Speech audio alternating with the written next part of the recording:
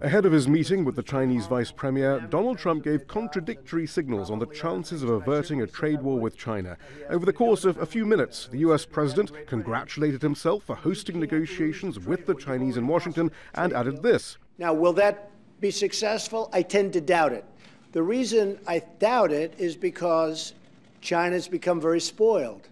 The European Union has become very spoiled. Other countries have become very spoiled because they always got 100% of whatever they wanted from the United States.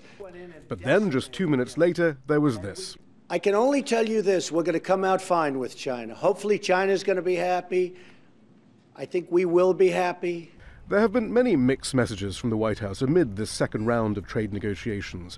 Even the composition of the U.S. negotiating team was called into question. First, it was reported that protectionist White House trade advisor Peter Navarro would not be included, having reportedly displeased the Chinese at the first round of talks in Beijing, and having apparently got into a shouting match with Treasury Secretary Steve Mnuchin, who is a firm believer in the globalized economic system.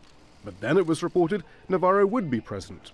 And then there was Donald Trump's tweet. At the weekend, he suggested the Chinese telecommunications group ZTE Corp would be spared U.S. sanctions. It had been reported that Chinese officials had lumped ZTE's future into its demands for a trade deal. China welcomed the tweet, but shock was expressed in the U.S. Not only had ZTE been punished for selling equipment that used sensitive U.S. communications technology to North Korea and Iran in violation of U.S. law, but the company was also seen as exactly the sort of company Donald Trump was against, buying components from the U.S. and then appropriating the technology at the expense of U.S. jobs and, some hawks argue, national security.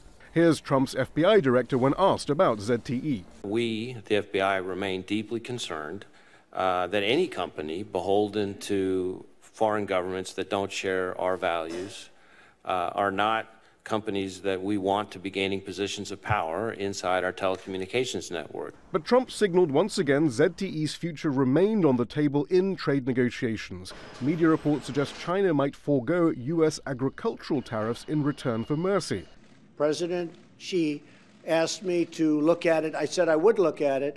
But anything we do with ZTE is always, it's just a small component of the overall deal. And this is the backdrop to the talks that are due to continue for the rest of the week. Shihab Ratansi, Al Jazeera, Washington.